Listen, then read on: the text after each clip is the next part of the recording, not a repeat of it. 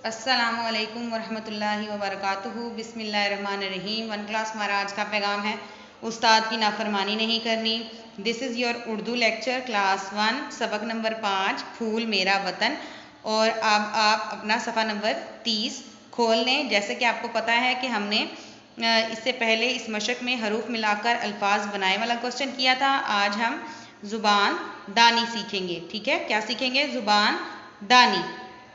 सवाल नंबर 5, छोटी ए को या से बदलें और वाहिद अल्फाज की जमा बनाएं। क्या सवाल है? छोटी ए को या से बदलें और वाहिद अल्फाज की जमा बनाएं। ये सवाल करने से पहले आपको वाहिद और जमा के बारे में सीखना होगा। वाहिद किसे कहते हैं?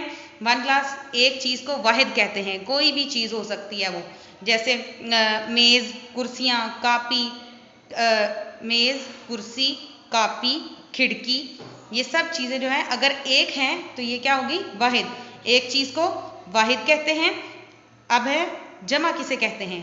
एक से ज़्यादा चीज़ों को जमा कहते हैं। ठीक है, एक से ज़्यादा चीज़ों को जमा कहते हैं, जैसे मेज़ें, पंखे, खिड़कियाँ, बत्तियाँ। तो ये सब क्या है? जमा। एक से ज़्यादा चीज़ अगर होगी तो वो क्या होगी? जमा।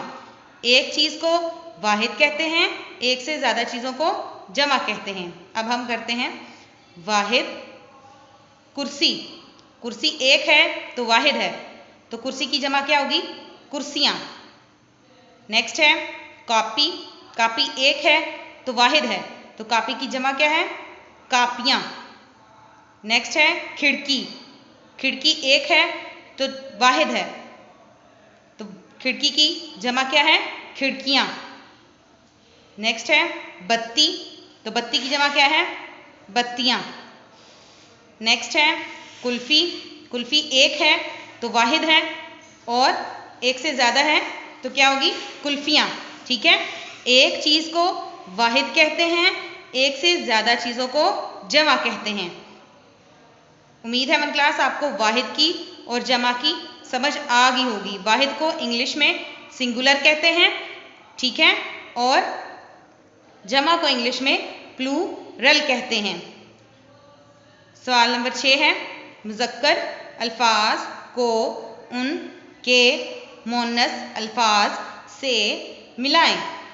ठीक है, तो मुज़क्कर अल्फाज को उनके मुअन्नस अल्फाज से मिलाएं। तो इस सवाल को करने से पहले हमें मुज़क्कर किसे कहते हैं और मुअन्नस किसे कहते हैं ये सीखना पड़ेगा। मुज़क्कर किसे कहते हैं? नर इसम को मुज़क्कर कहते हैं। नर इसम को मुज़क्कर कहते हैं। ठीक है, और मिसाल के तौर पर नाना, दादा, खालू, मामू, ये सब क्या हैं? मुज़क्कर हैं। ठीक है, ये सब क्या हैं? मुज़क्कर हैं। मुज़क्कर किसे कहते हैं? नर इसम को मुज़क्कर कहते हैं। और इसकी मिसालें क्या हैं? मामू, नाना, खालू, भांजा, ये सब क्या हैं? मुज़क्कर। अब है मुअन्नस किसे कहते हैं? मादा इसम को मुअन्नस कहते हैं। क्या है? मादा इसम को मुअन्नस कहते हैं। फॉर एग्जाम्पल हाला, भांजी, मुमानी, नानी, अम्मी, दादी, ये सब क्या है? मुअन्नस। क्या है? मुअन्नस। मुज़क्कर किसे कहते हैं? नर इसम को मुज़क्कर कहते हैं और इसे इंग्लिश में मैस्क्यूलाइन कहते हैं। और मुअन्नस किसे कहते हैं?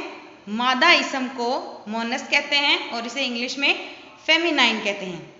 ठीक है, अब हम इस सरगर्मी को करते हैं। तो मुज़क्कर है मामू, तो मामू का मुअन्नस क्या है? मुमानी। मामू मुज़क्कर है और मुमानी मुअन्नस हैं। आगे है नाना, नाना मुज़क्कर हैं तो नाना की मुअन्नस क्या है? नानी। क्या है? नानी। आगे हैं हालू, तो हालू मुज़क्कर हैं तो हालू की मुअन्नस क्या है? हाला। क्या है? हाला। आगे भांजा है, भांजा मुज़क्कर है तो भांजा की मुअन्नस क्या है? भांजी। भांजा मुज़क्कर है तो भांजा की मोनस क्या होगी? भांजी।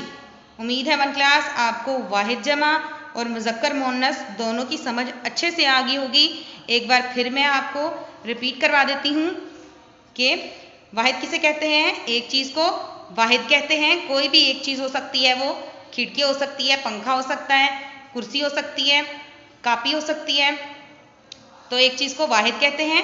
और जमा किसे कहते हैं? एक से ज़्यादा चीज़ों को, यानी कुर्सियाँ, पंखे, खिड़कियाँ, घड़ियाँ, एक से ज़्यादा चीज़ों को जमा कहते हैं। इसी तरह मुज़क्कर किसे कहते हैं? नर इसम को मुज़क्कर कहते हैं।